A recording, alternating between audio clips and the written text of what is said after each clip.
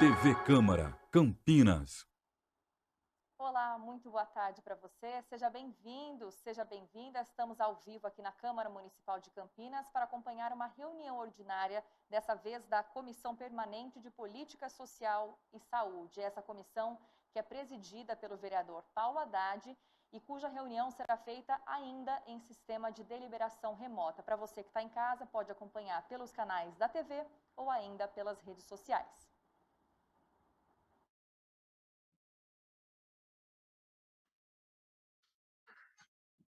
Muito boa tarde a todos, boa tarde, telespectadores da TV Câmara, público que nos assiste ou nos acompanha pelas redes sociais.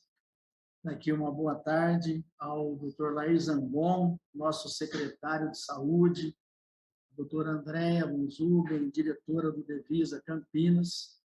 Nós estaremos discutindo nessa nossa primeira reunião da Comissão de Política Social e Saúde, um tema extremamente atual, né, que é o Covid. Tivemos aí o aceite dessas duas pessoas que estão à frente, né, dessa nova onda que assola aí a nossa cidade, o nosso estado, o nosso país, enfim, vários países do mundo, para que possam trazer trazer aqui para a população informações importantes, né, sobre a vacina, como está a vacinação na cidade de Campinas, não só os adultos, mas também as crianças, ações do município vem tomando em relação à ocupação de leitos de UTI, ocupação de leitos de retaguarda, leitos de enfermaria, enfim, quais são aí as ações efetivas que o município de Campinas vem tomando. Já agradeço o aceite, né, a presença virtual da doutora Andréa e doutor Lair. Doutora Andréa Bunzuben irá fazer uma apresentação, então já vou passar a palavra para a doutora Andréa. Na sequência, o doutor Lair fará suas considerações, trará aí algumas informações importantes, né, de qual a atuação da Secretaria, como ela está enfrentando essa nova onda do Covid. E, na sequência, a doutora Andréa vai falar um pouquinho também sobre a vacinação de adultos, crianças, enfim, dando um panorama geral de todas as ações da Secretaria de Saúde do município de Campinas. Doutora Andréa, muito obrigado e a palavra é sua. Muito obrigada pelo convite da Câmara Municipal de Campinas, obrigada, vereador Paulo Haddad. A ideia, quando vocês trouxeram esse convite, é a gente falar rapidamente de todas essas coisas que vocês estavam pedindo, né? Então, fiz uma apresentação com esses itens, e depois eu vou passar a palavra para o nosso secretário, o doutor Lair, para ele fazer os comentários, especialmente nessa questão de leitos. Então, vou compartilhar a tela. Não estou habilitada, vereadora, acho que alguém precisa me habilitar para poder mostrar a tela.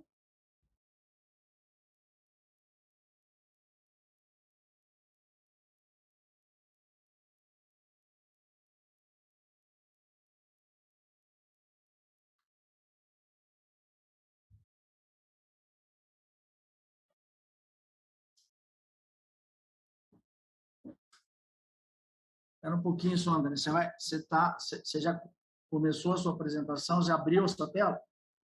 Não, está falando que eu não estou habilitada para fazer. Ela não está habilitada para fazer a apresentação. Tem alguém que tem que passar para ela. Espera um pouquinho só, viu, André? O pessoal do TI está nos socorrendo aqui.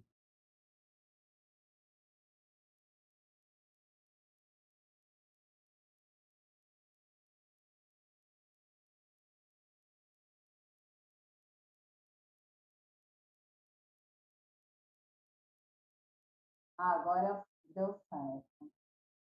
Vocês estão vendo? Tá, então vamos lá. Perfeito, André. Pode seguir. Bom, um pouquinho do que o vereador pediu, a gente vai trazer algumas ações estratégicas, né, de enfrentamento do Covid no nosso município.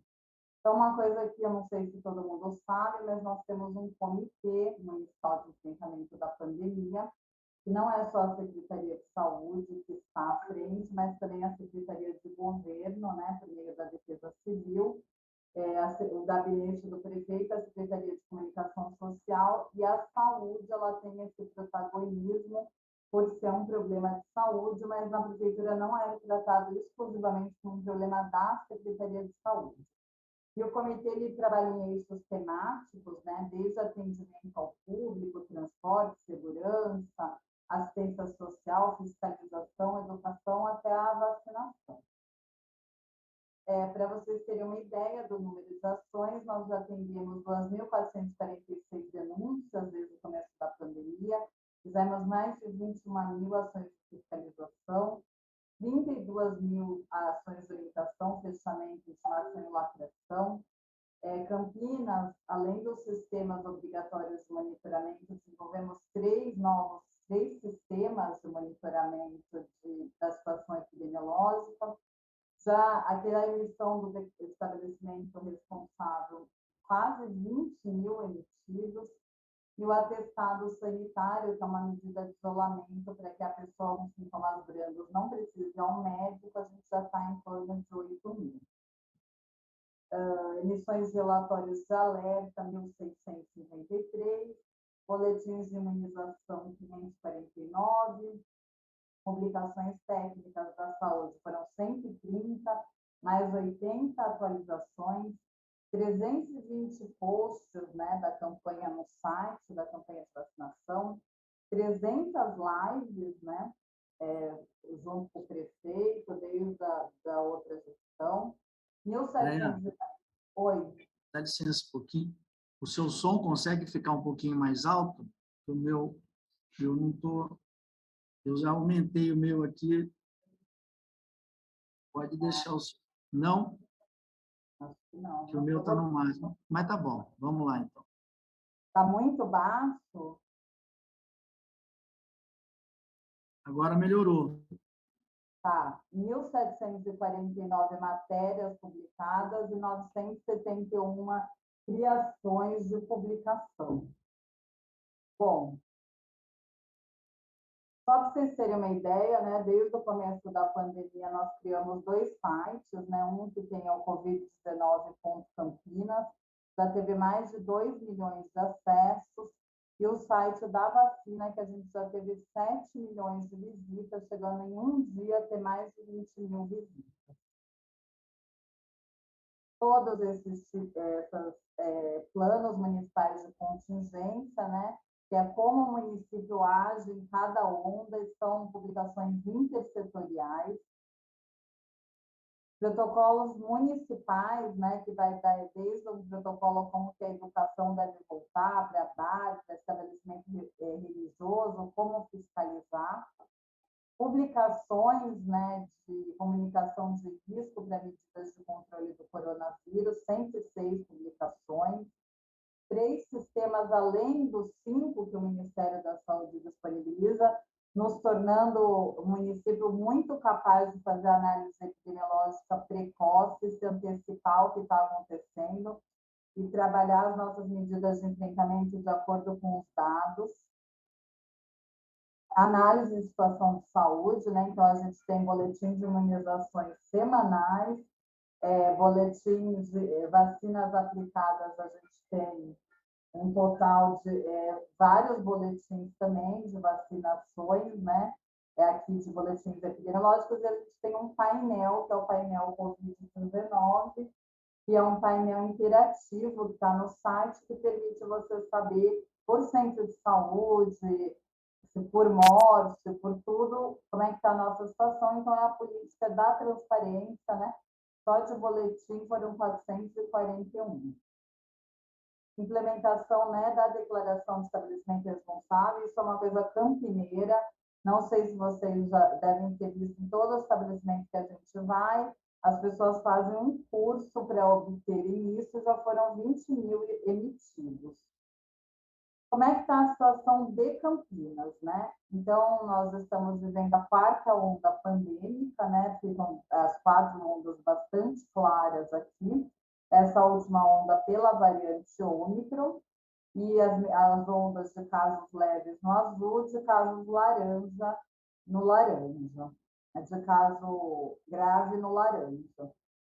Para a gente ter uma ideia aqui, ó, em termos de número de casos, quem mais adoece são os jovens, né? De 15 a 19 anos, como mostra essa linha amarela. Em segundo lugar, são os adolescentes de 10 a 14 anos, depois ainda vem de 5 a 9, e depois vai vir a de 0 a 4 anos, mostrando a importância, quando a gente olha para o público infantil e adolescente, da vacinação de todos. Aqui é o número de óbitos, também tivemos 4 ondas bem claras, sendo que o maior número de óbitos aconteceu na segunda onda, e agora, embora a gente tenha a maior parte da população vacinada e a letalidade seja menor, a gente ainda tem um número de óbitos importante. E eu gostaria de chamar a atenção que agora, quando a gente olha para a mortalidade, essa faixa azul aqui, ela é essencialmente, ela voltou a ser como era no começo da pandemia. Maiores de 60 anos, pessoas com mais de 60 anos que estão evoluindo com desfecho óbito. Em segundo lugar, vem o grupo de 20 a 59 anos, mais perto dos 59 do que dos 20. Mas é muito importante a gente olhar para essa curva aqui. Cenário atual após a entrada da variante Ômicron. A variante Ômicron, ela entra no nosso município na penúltima semana do ano, né, na semana aí do Natal, depois a gente tem a semana do Ano Novo. Aí nós tivemos um aumento gradativo do número de casos, né, a gente de 7 mil chegou a ter praticamente 19 mil atendimentos sintomáticos respiratórios nos nossos centros de saúde de pronto atendimento por semana, e a gente já, nós nos encontramos em queda do número de casos, né? Semana passada, vocês vejam que a gente atendeu 9.517 pessoas. Isso aqui é um sistema de indicador precoce que mostra quantas pessoas estão adoecendo e procurando nossas portas. A gente acha que em mais 2 semanas deve chegar novamente a patamares próximos de 2.500, 3.000 casos. A gente olhando, né, atendimento, a gente vê que os nossos 67 centros de saúde tiveram atendimento maior, né, mas a gente teve um atendimento bastante grande de pronto atendimento e pronto-socorros, mostrando que as 3 primeiras semanas do ano, de janeiro, foram as piores semanas, e desde fevereiro a gente já encontra aí em queda. Essa semana é incompleta, né? Essa queda não é tão expressiva ainda faltam dados. Quando a gente olha, então, a distribuição de atendimentos por semana, a gente vê que o pico realmente já ocorreu. E a distribuição de casos leves e graves, né? A gente vê claramente que a Ômicron, após a vacinação expressiva da cidade, a grande maioria dos casos são casos leves. O número de casos graves corresponde a mais ou menos 1% de todos os casos atendidos. Porém, a gente tem visto um número absoluto de óbitos aumentado, e aí surge uma dúvida muito grande. Hoje eu, inclusive, respondi essa dúvida na CBN, que a gente tem praticamente 100% dos nossos idosos vacinados, por que a gente ainda tem óbitos? Porque, obviamente, numa população totalmente vacinada, os idosos que evoluírem para óbito vão estar vacinados. E qual que é a diferença da variante Ômicron para outras que a gente já trabalhou? A variante Ômicron, ela não é uma variante com acometimento pulmonar, mas sim ela desestabiliza outras doenças de base. Por isso que ela acomete mais idosos. Então, diabetes... André, desculpa te interromper de novo. Eu achei que o problema fosse com o nosso áudio aqui, mas a gente chegou até na TV, não está saindo legal. Não sei se você tem fone de ouvido para falar com ele aí, ou tentar chegar mais perto da tela. E outra coisa, você está passando os slides, porque está na tela inicial aqui. Eu já estou no 30º slide. Nossa, está tudo parado, tudo travado aqui. Ficou só no primeiro, você acredita? Eu vou ali Eu acho que na sala o problema é aqui, né? Pede um computador para a câmera novo. É que até na tela da TV ficou do mesmo jeito, não? Por isso que eu achei estranho também. Não, o problema é lá. Aí, ó, o problema, diz o nosso TI aqui que o problema está aí, ó.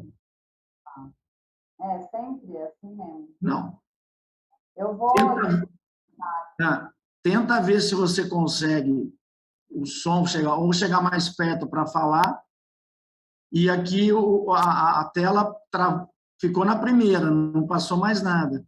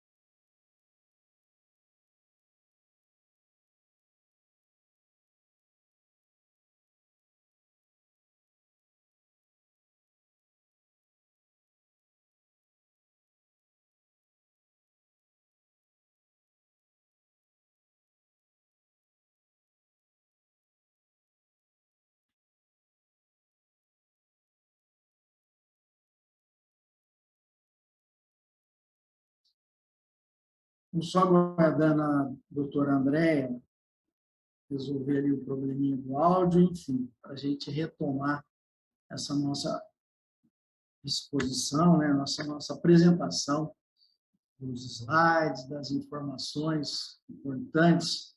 Por isso que eu pedi para que a gente tivesse aí o cuidado de ter um áudio, né, um pouquinho mais claro, e a apresentação também tinha travado, para que a gente possa aí prestar as informações para a nossa população de uma forma mais precisa. Vamos tentar lá, André? Vereador, a gente Melhorou. vai... O som melhorou. É que é a sala do chefe. Tá bom, agora tá legal.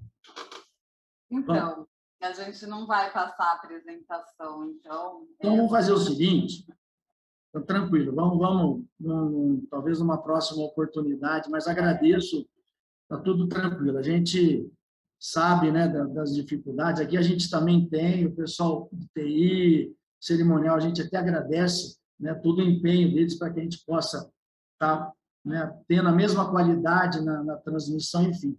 Mas vocês têm os números na cabeça, eu sei que vocês têm os dados, o que importa para a população é saber como é que vocês estão enfrentando essa pandemia, nas ações efetivas da secretaria, né, seja da vigilância sanitária, seja da Rede Mário Gatti, enfim.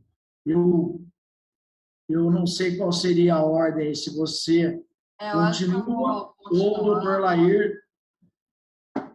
Na verdade, então, o que a gente está vivendo nesse momento, né? A gente tem um número bastante... A gente teve um número muito grande de casos da variante Ômicron nas 3 primeiras semanas de janeiro. Agora a gente já está em queda, né, do número de casos. Porém, a gente ainda tem um número razoável de pessoas internadas. A gente sabe que as pessoas agravam entre o 6º e 10º dia e ficam internadas aí, se forem em UTI, mais ou menos 5 a 7 dias. E a gente tem um número importante de óbitos, principalmente em idosos, que é o que a gente quer chamar bastante atenção. Embora a nossa cobertura vacinal seja de praticamente 100% em idosos, o que a variante Ômicron tem causado, que tem levado à evolução a óbito, é descompensação das doenças de base, né? Então, a pessoa, às vezes, ela é diabética, hipertensa, tem uma insuficiência renal, acaba agravando por esse motivo e acaba que às vezes entra por causa do Covid no hospital, mas acaba morrendo de uma causa que ela já tinha, já era uma causa pré-existente. Isso é diferente do que a gente viveu em outras ondas, que era o próprio Covid agindo no órgão-alvo, que era principalmente pulmão, dava aquele acometimento muito importante no pulmão e a pessoa evoluía a óbito pela própria manifestação da doença. Hoje já é um pouco diferente. Nós estamos vivendo, infelizmente, não estou podendo passar os gráficos, mas também a gente está vivendo o aumento, né, do número de casos em criança. Não é um aumento expressivo, mas a gente tem algumas crianças internadas e tem óbitos em crianças por Covid, pensando que é uma doença imunoprevenível, que basta tomar a decisão e ir vacinar, uma vacina segura, uma vacina estudada, né, muito diferente do que muitos falam. É uma vacina com mais de 300 papers, né, artigos das pessoas mostrando estudos. É uma vacina que foi extremamente testada, foi aplicada em vários lugares. O Devisa monitora qualquer tipo de reação adversa que venha a haver, e o que a gente tem é somente dor no braço, às vezes uma febrícula, um cansaço, que com o uso de analgésico passa. E, infelizmente, nós temos só 36% das crianças campineiras vacinadas. Isso nos preocupa muito, né? A gente pensando que, neste momento, estão voltando às aulas, a comunidade escolar, principalmente as crianças, elas devem usar mais esse mecanismo de proteção, né? Já tem máscara, já tem a higienização de mãos, mas a vacina é mais um mecanismo importante. E a vacina tem uma grande vantagem, ela tem uma proteção individual, né? Se a minha criança pegar a doença, ela não vai ficar grave e não vai ter um desfecho de alta, vai ter um desfecho favorável. E ela tem uma coisa muito importante, que é o coletivo, né? As pessoas, quando você vacina, tem diminuição da carga viral em trato respiratório, a pessoa vai transmitir menos e isso vai ser bom para toda a coletividade. Lembrando que pessoas não vacinadas, elas acabam pegando vírus, transmitindo vírus e aumentando a probabilidade de ter novas variantes virais que fazem com que a epidemia não termine. Então, assim, para deixar um alerta, né, nós estamos com a terceira dose disponível, a dose adicional disponível para todo mundo. Tivemos boas coberturas de dose adicional em maiores de 60 anos, mas não estamos com uma cobertura tão grande em menores de 60. Então, para todo mundo que chegou no período de tomar a vacina, essencialmente aí 4 meses depois da segunda dose, deve tomar. A dose adicional não é uma dose opcional. Para o esquema de vacinação estar completo, precisa ter tomado as 3 doses de vacina. A terceira dose ela vai aumentar a proteção para as pessoas, então ela é essencial. E vacinação de criança, a gente considera extremamente grave os pais que talvez estejam ainda em dúvida, porque de repente escutou lá a vizinha, escutou alguma coisa na internet, não olhou para a ciência, e aí a gente tem falado, talvez uma fala um pouco dura, né? Mas quando você não toma uma decisão, a não decisão também é uma decisão, e a decisão de estar pondo o seu filho em risco. Então, a gente tem falado o tempo inteiro, a gente, a semana passada, teve 2 óbitos de criança por Covid-19, 2 crianças não vacinadas. É uma coisa inadmissível pensando numa doença com uma vacina segura. Então, essa opção ela é uma opção extremamente perigosa para quem a toma, e de verdade a gente sabe que um desfecho desses para um pai e para uma mãe é um desfecho realmente tenebroso na vida da pessoa. Então, confiem na ciência, saibam que a gente realmente não tem nenhuma reação adversa, tudo que vocês estão vendo são fake news. Existe uma política de transparência da Secretaria Municipal de Saúde muito clara, nós nunca escondemos nenhum dado. se caso tivesse alguma coisa acontecendo, de alguma reação ou algo diferente, seríamos os primeiros a tomar atitudes. Então, é muito importante que a gente realmente procure nos vacinar. E lembrando, né, que a vacina ela é um ato para a coletividade, né? Não vacinar também chega a ser um ato de egoísmo, né? Porque você está expondo outras pessoas a risco, eventualmente crianças com menos de 5 anos que não podem tomar vacina porque ainda não está disponível, ou um avô, uma avó que de repente tem alguma doença de base grave, pode descompensar e evoluir mal também. Então, embora eu não tenha trazido os gráficos, vereador, eu acho que a gente tem todos os dados, a gente fica aqui à disposição, vou passar para o doutor Lair falar sobre leitos, né? Eu acho que Campinas o tempo inteiro está se adiantando em termos de medidas, tanto de abertura de leitos, como, por exemplo, como um dos primeiros municípios a proibir o carnaval, proibir eventos carnavalescos, estamos mais restritivos que o Estado, no sentido que o Estado está permitindo eventos com 70% de ocupação, nós permitimos só 50%. Nós temos uma série de protocolos de volta às aulas, vamos começar a vacinação em escola. Então, realmente, Campinas tem feito ações que são grandes, são diferentes, que a gente tem até tido a oportunidade de compartilhar com uma série de outros municípios no Brasil. Eu agradeço a oportunidade e vou passar para o doutor Lain. Eu gostaria que você ficasse mais um pouquinho aí. Já que a gente está tendo esse bate-papo gostoso, eu já gostaria de fazer umas 2 perguntas para você, até porque não temos outros vereadores, né, acompanhando a reunião. Eu gostaria de saber, essas crianças que vieram a óbito, elas tinham alguma comorbidade? Não tinham. Eram crianças E é importante, né, que a gente deixe claro para a população que criança não tinha nenhuma doença de base, não tinha nenhuma comorbidade, foi acometida, né, do Covid e faleceu. Eu acho que é importante a gente falar, tem no imaginário da população que Covid não é grave para criança.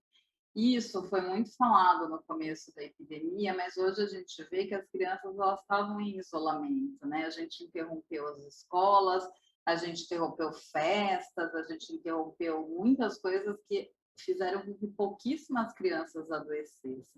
E hoje a gente tem visto que, claro, a proporção ela é extremamente inferior à de pessoas mais velhas ou pessoas comórbidas, mas é grave também para a criança, pode vir a ser grave. Eu nunca sei comigo, individualmente, com a minha criança, como é que vai ser. Eu sei que a vacina protege todo mundo, mas como o vírus vai se comportar naquela criança, a gente não sabe. Eu tenho uma outra pergunta para você. Isso aí até a parte até de pessoas que não são leigas, até uma formação, né, seja na área de saúde, uma formação acadêmica, eles são meio reticentes à vacina da Pfizer, porque a tecnologia é outra, a vacina de RNA e a Coronavac é uma outra tipo de vacina, né, é diferente. Enfim, eu gostaria que você passasse aí para o público que está nos acompanhando, seja pelas redes sociais, seja pela TV Câmara, a sua opinião, que eu sei que é totalmente favorável, tal como a minha. Eu acho que a gente tem que vacinar. Essas vacinas elas foram exaustivamente testadas, desenvolvidas, né, e elas estão aí prontas para serem ministradas, né, ou administradas nas nossas crianças, mas que você pudesse falar um pouquinho sobre isso, a diferença de tecnologia de uma vacina para outra e por que, né, se isso realmente aconteceu, é fake news, que passaram que a vacina da Pfizer, por ser uma vacina de RNA, poder trazer algum problema para as nossas crianças. Não, então vamos lá, né? Qual que é a diferença? São 2 plataformas diferentes, né? A vacina Coronavac, ela é uma vacina que ela é uma tecnologia mais antiga, né? Ela mantém o vírus inteiro, não é um fragmento de vírus, diferente da vacina da Pfizer, que ela é de RNA mensageiro. Enfim, eu não vou entrar no detalhe, mas o que eu queria dizer? As duas vacinas são muito seguras, a diferença é que o intervalo, né, da vacinação com o Coronavac é um pouco menor, da Pfizer é um pouco maior, todas conferem proteção extremamente grande, né, conferem proteção contra a gravidade e óbito. E Coronavac é uma vacina que ela tem sido usada muito agora no Brasil e em alguns outros países, mas eu queria falar o exemplo dos Estados Unidos. Os Estados Unidos vacinou somente com Pfizer, milhões de crianças. E a gente sabe, todo mundo gosta muito de falar dos Estados Unidos, lá tem o FDA, o CDC, eles aprovaram, vacinaram as crianças deles, não tem nenhum relato de criança que foi a óbito, até falaram muito de casos de miocardite relacionado a essa vacina. Num universo de muitas milhões de crianças, houve 5 com evolução benigna. Então, uma vacina que, além de ter sido testada experimentalmente, já foi testada na pós-comercialização, que a gente fala, né? As pessoas já foram amplamente imunizadas, uma quantidade muito grande, e ela realmente induz uma proteção importante. Passar, então. Não, eu acho que respondeu. É importante, né? Até nós que somos aí um pouquinho mais experientes, eu principalmente, a gente não questionava de onde vinha a vacina, qual era a tecnologia, pura e simplesmente as mães, né? E nós temos aí o nosso calendário vacinal e outras vacinas que são aplicadas, poliomielite, tétano, sarampo, enfim, que ninguém pergunta, né? Qual é a tecnologia, qual é a metodologia de produção e toma sem nenhum problema, né? Sem nenhum questionamento. Mas importante que junto com isso, Paulo, todo medicamento passa pelo mesmo processo rigoroso para ser aprovado e ninguém fica perguntando quantas pessoas foram testadas, como é que foi o teste, né? Enfim, acho que a gente está vivendo uma sociedade agora que, de repente, todo mundo virou cientista, né? E, de verdade, nenhum medicamento é aprovado e vai para o mercado sem rigoroso controle. A gente tem as agências reguladoras, que a gente tem até muito orgulho, a gente tem a Anvisa no Brasil e outras tantas que aprovaram essas vacinas.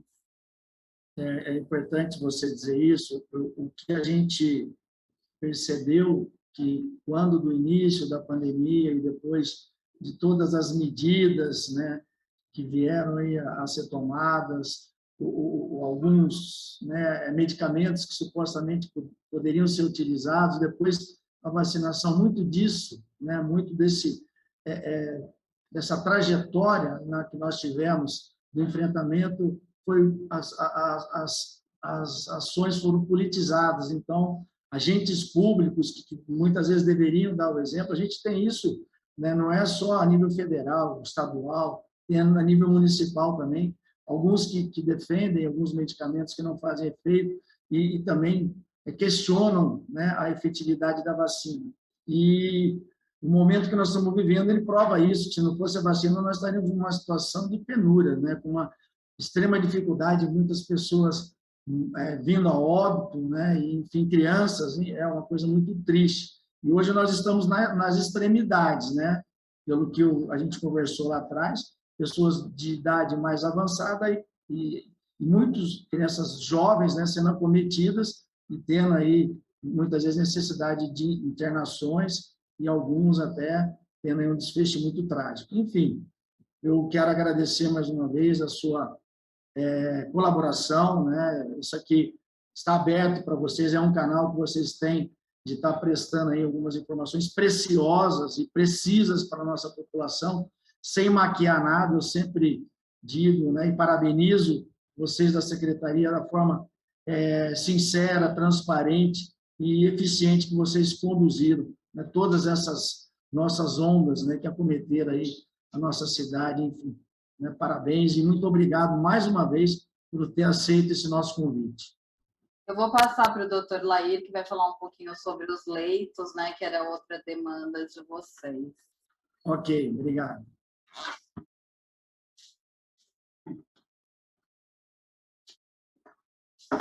Dr. Laís Zambon, nosso secretário de Saúde.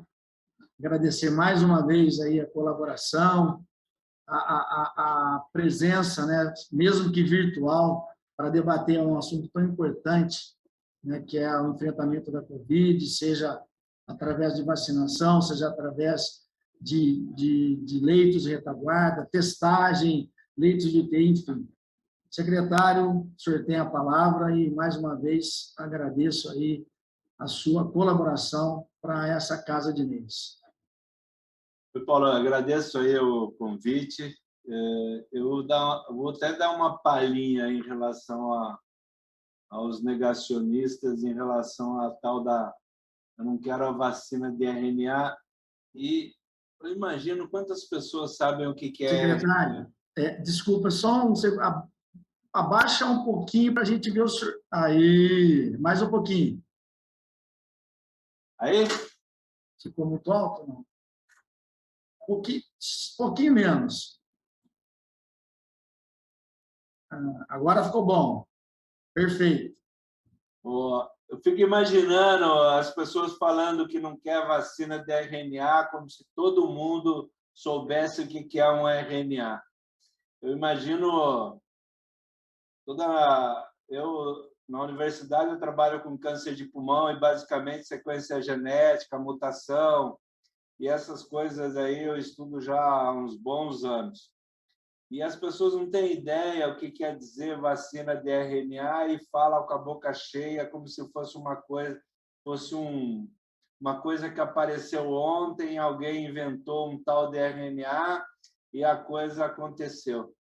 Isso eu não sei exatamente, assim, eu teria uma palavra meio dura para falar sobre esse assunto, mas é uma das histórias mais interessantes, a vacina de RNA, que ela, na verdade, ela estava sendo o RNA estava sendo visto pelo fato que ele necessita de uma célula para se multiplicar e basicamente o maior inimigo de um vírus, o maior inimigo de uma bactéria é um vírus. E o vírus claramente ele faz uma sequência de uma fita de RNA e nessa fita de RNA ele sabe exatamente onde é o ponto fraco do vírus. E foi aí que nasceu a vacina de RNA, que na verdade estava sendo estudado por outras coisas, e aí apareceu a pandemia, as pessoas dirigiram a pesquisa para isso daí. É um livro muito interessante, de alguém ganhou o Nobel, ela chama A Decodificadora. É um livro muito complexo de ler, mas basicamente ele fala dessa história aí do nascimento da vacina de RNA para a Covid. Em relação nós já conversamos essa história de leitos, eu acho que toda prefeitura ela se baseia em dados, baseia em análise de dados e segue a ciência. E eu me lembro claramente quando nós entramos aqui em janeiro e nós estávamos já fazendo a visão que viria alguma variante muito grave.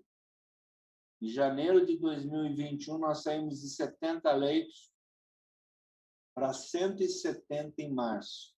E assim mesmo nós passamos aperto.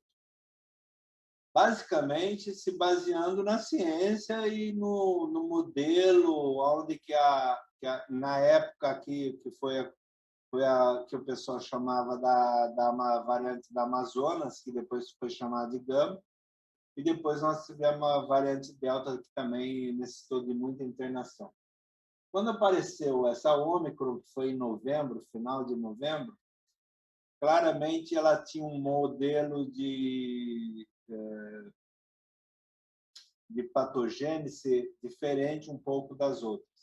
E claramente nós percebemos que nós teríamos muito mais problema no atendimento do sintomático do respiratório do que, na verdade, problema de leito. E foi aí que, mais ou menos, nós baseamos mais ou menos em relação aos leitos. Nós aumentamos em 20 leitos os nossos leitos de UTI, mais 24 leitos de enfermaria, e, basicamente, nós passamos um apertinho aí, E hoje nós temos quase 8 a 9 leitos de UTI vago para a Covid. O reflexo desses boletins que estão saindo de mortalidade, eles se referem a pacientes muito idosos e com muita comorbidade, infelizmente. Tem uma parte desses pacientes que ou não tomaram vacina ou fizeram vacinação incompleta. Mas eu acho que essa fase da mortalidade ela vai começar a cair no estado de São Paulo nesses próximos dias. E eu tenho a impressão que vai acontecer o que está acontecendo em Campinas. Campinas, por alguns motivos, ele sempre antecede um pouco os dados do estado de São Paulo, em mais ou menos 2 semanas, mais ou menos. Então, é isso que está acontecendo. Do ponto de vista de leito, nós estamos razoáveis. Felizmente, muitos dos leitos nós continuamos a deixar para patologias não Covid. Também estão bastante razoável. Leitos de criança que nós ficamos muito preocupados na virada do ano, que nós estávamos meio apertados de leitos pediátricos. Hoje nós estamos bastante razoável, principalmente relacionado com crianças com menos de 2 anos.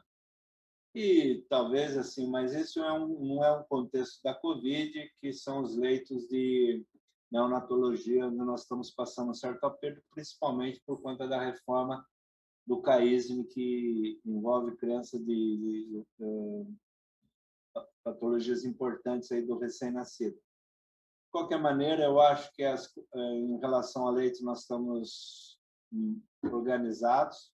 Espero que nós tenhamos essas próximas semanas um declínio importante. E se não aparecer nada de imprevisibilidade, coisa que é um pouco comum no coronavírus, eu acho que nós vamos tentar sair da pandemia e talvez nós entramos aí antes da metade do ano numa endemia. Isso numa visão bastante otimista.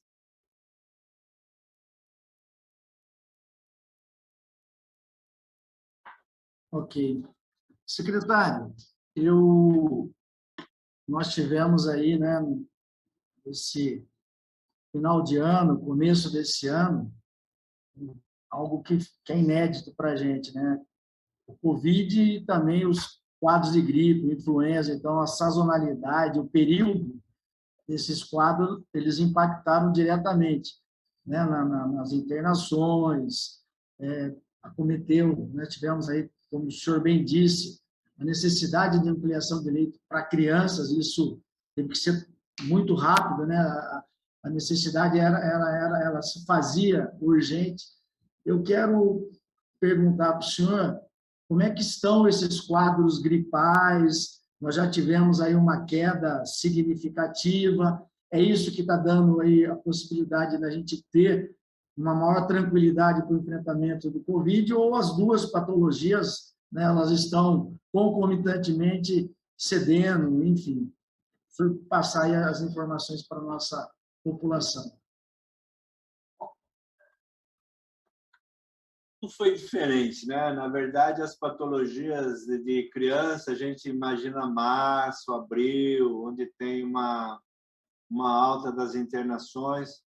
E esse ano nós tivemos uma mudança de temperatura também importante nesse final do ano. Foi uma temperaturas menores e tivemos os quadros de H1N1, tivemos outros vírus aí que nós também não conseguimos detectar, e nós tivemos muita criança com a menos com 2 anos com vírus sincicial respiratório, que era esperado aí por março, abril desse ano, e ela antecedeu. No ano passado já não teve muito, né? Mas esse ano também ela antecedeu, exatamente porque eu também não sei. Mas, de qualquer maneira, nós passamos assim muito preocupados, porque toda terapia ventilatória em recém-nascido ela requer experiência, respiradores próprios, pessoas que sabem manusear volume corrente de respirador, principalmente para evitar barotrauma. Então, não seria fácil se nós tivéssemos assim uma epidemia um pouco maior em relação a esses quadros respiratórios infantis. Nesse momento é muito baixo. Todos os nossos dados têm diminuído muito, todos os quadros respiratórios, tanto infantil como esse quadro de gripe. E a visão nesse momento é otimista. Nós vamos esperar passar aí o Carnaval, apesar de todas as festas que envolvem, né, o poder público não estar autorizado, mas eu tenho a impressão que a partir do Carnaval, eu acho que as coisas serão mais tranquilas em relação às restrições. De qualquer maneira, do ponto de vista de sintomático respiratório, melhorou muito nessas últimas 3 semanas. Isso é extremamente importante, né? Dar um fôlego, né, para Campinas, para que o serviço público possa, de alguma forma, tentar tomar, né, a normalidade. Por falar nisso, secretário, eu gostaria que o senhor puder, se o senhor tiver essas informações, como é que estão os atendimentos das outras patologias nas unidades básicas de saúde e também nos nossos hospitais que atendem a rede pública. Também, se o senhor puder falar alguma coisa em termos de agendamento de cirurgia, qual seria o percentual de pacientes que estão sendo atendidos, se a demanda reprimida ou represada ainda é muito grande, enfim, qual seria daqui para frente, né, aí um prognóstico para que a gente pudesse também prestar esses esclarecimentos para a população. Há uma semana, eu li um artigo sobre a Dinamarca. Quem conhece a Dinamarca é o ápice do ponto de vista de população, de sistema de saúde, e eles estavam muito pessimistas em relação ao diagnóstico tardio em câncer. Estou falando Dinamarca, não estou falando basicamente a cidade de Copenhague. E para nós aqui, traduzindo para o Brasil, ela não é diferente. Bom, nós temos trabalhado muito nesse sentido, do ponto de vista dos nossos convênios, dos nossos contratos, no sentido de incentivar novamente todas as patologias relacionadas com mamografia, colonoscopia, endoscopia, ecografia, assim por diante. Estamos trabalhando junto também no Hospital Mário Gatti, no sentido que a gente chama aí, que você falou, o que está muito reprimido é a média complexidade. E é isso, na verdade, que nós estamos trabalhando atualmente, no sentido de melhorar essa oferta. Existe uma demanda reprimida, eu até imaginei que ela fosse maior, já fui mais pessimista em relação a esses números, mas, de qualquer maneira, faz parte do nosso trabalho fazer uma maior oferta para a média complexidade. Ok. Secretário, acho que para a gente já ir caminhando para o final, a gente tem um dado que a doutora Andréa passou, que eu acho que é extremamente preocupante. Não sei se o senhor pode falar um pouco. Em relação às nossas crianças vacinadas, nós temos aí uma cobertura de 30 e poucos por cento, 35%, se eu não estou enganado. E a gente vê... 36%. Né? 36%. Eu ia falar 36%, mas vamos... E a gente tem... 36,7%. Essa precisão eu não teria. A gente tem escutado, né, acompanhado os noticiários e a imprensa ela tem divulgado e pedido para que, né, as mães compareçam, né, aos postos de saúde, às unidades básicas, para vacinar os seus filhos. A gente, enquanto Poder Legislativo, sempre que pode também tem essa mesma fala e apelando para as mães, né, para que levem seus filhos. Nós, né, vocês, no caso, vocês, agentes públicos, dentro do executivo, vocês têm aí algo que vocês estão pensando para que tenha aí uma maior efetividade na vacinação das nossas crianças aqui no município de Campinas? Alguma ação, busca ativa, criança na escola, enfim, tem algo que vocês estão planejando para que a cobertura vacinal dessas crianças ela se amplie? Eu tenho uma fala em relação a isso que está acontecendo com as crianças, é muito agressiva, assim. Eu acho uma vergonha o que está acontecendo. Poderia ser um número muito maior. Eu acho que essas mensagens que falam em relação a, principalmente, que a vacina não está desenvolvida e por aí vai, eu acho que são falas criminosas. Eu considero uma fala bastante criminosa, principalmente de pessoas que não têm conhecimento do que fala. Não sei por que ela ecoa na cabeça das pessoas, as pessoas acreditam nisso daí. O efeito colateral da Coronavac é zero. O efeito da Pfizer ela é praticamente zero. Todos os casos que são relacionados a miocardite, em 10 milhões vacinados nos Estados Unidos, há 9 casos de miocardite, todos leves e recuperados, ao contrário das crianças que tiveram Covid, onde a sequela de patologias cardíacas é muito intensa. Por isso que eu acho que isso daí é um ato criminoso de quem fala. Não consigo entender a humanidade e estatisticamente, matematicamente falando, do ponto de vista assim, do benefício que traz contra os efeitos colaterais. A Coronavac, existe 200 milhões de crianças aplicadas ali, principalmente na região dos países asiáticos, 200 milhões, não existe. Não, e aí a gente pode lidar ali com quadro alérgico, alguma coisa ali, mas todos aí que dá para passar. Ou seja, o benefício da vacinação é enorme. Eu imagino que se as pessoas se perderem um filho, será muito duro e levará uma culpa muito grande as pessoas que não vacinam e as crianças que tiveram Covid se complicar. Isso é uma coisa que jamais essas pessoas vão conseguir passar por cima. Do ponto de vista nosso, nós estamos procurando vacinar. Esse final de semana eu imagino que eu achei que foi muito aquém do que a gente estava esperando. A prefeitura de Campinas gasta muito dinheiro nessas vacinações no dia D. É um dinheiro jogado fora quando os centros de saúde ficam ansiosos esperando as pessoas que não aparecem para vacinar. E nós vamos sim fazer, nós já estamos quase acertados com a educação, que vão nos ajudar, nós vamos fazer um trabalho conjunto e vacinar as crianças nas escolas. Mas, de qualquer maneira, é mais uma demanda para a área de saúde, já muito cansada de 2 anos de patologia. Lembrar que as pessoas da saúde não se esconderam em nenhum minuto, ninguém ficou fazendo home office. E agora nós temos que ir atrás das pessoas para vacinar. Então, realmente, isso aí é uma coisa que não é fácil de ser enfrentada. É isso que eu tenho para falar, mas nós vamos fazer essa vacinação das crianças ativas nas escolas, sim.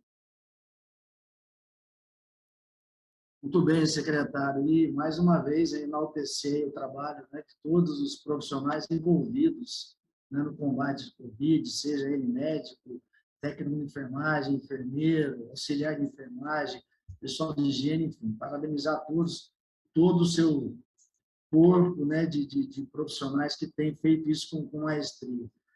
Secretário, eu acho que a gente não tem aqui mais nenhuma pergunta para fazer. Então, fica aqui a mensagem, tanto, né, sua quanto da doutora Andréia, e também minha, que as pessoas se vacinem. Eu tomei as 3 doses da vacina, né, tomei 2 da AstraZeneca e 1 da Pfizer, tive aí uma dorzinha no braço, uma dor muito leve, né, não fui acometido pelo Covid, tive na minha casa a minha esposa que teve Covid, meu filho e eu não tive, eles foram vacinados, a minha mulher sim, o meu filho não. O quadro dele foi um quadro leve, graças a Deus, a minha esposa também. Mas, enfim, eu acho que se não tivesse sido vacinado, com toda certeza, a gente teria um desfecho diferente, né? Mas Fica aqui também a minha mensagem, que vacine seus filhos, netos, não deixe de vacinar, a vacina realmente ela é segura, ela é testada, a ciência comprova isso, e mais do que isso, né? Milhões e milhões de crianças vacinadas, como o senhor mesmo disse, né? Quadros de miocardite, quadros de problemas do coração muito leves, diferentemente das crianças que são acometidas ou têm a doença e têm sequelas graves. Então, eu agradeço mais uma vez, né, por ter me atendido, ou ter atendido essa Comissão de Política Social e Saúde. Fica aqui também, né, a nossa... estamos à sua disposição para quaisquer que sejam as demandas. Nós estamos juntos, sombreados, daquilo que se fizer necessário essa Casa de Leis. Eu sei que eu posso falar por outros vereadores, até pela presidência da Casa. Agradecer também à doutora Andréia e também ao público, né, o telespectador da TV Câmara que nos acompanhou e as pessoas que nos acompanharam pela rede social. Dessa forma, eu declaro encerrado essa nossa reunião e, mais uma vez, muito obrigado. A posição de vocês aí. Obrigado, secretário.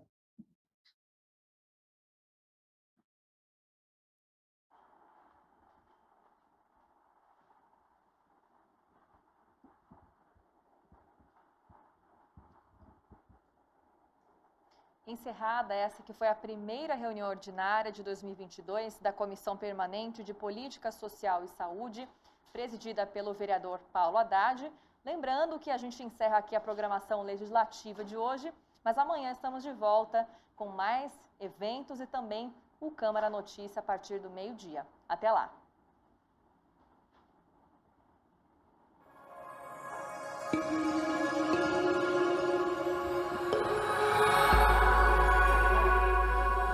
TV Câmara, Campinas.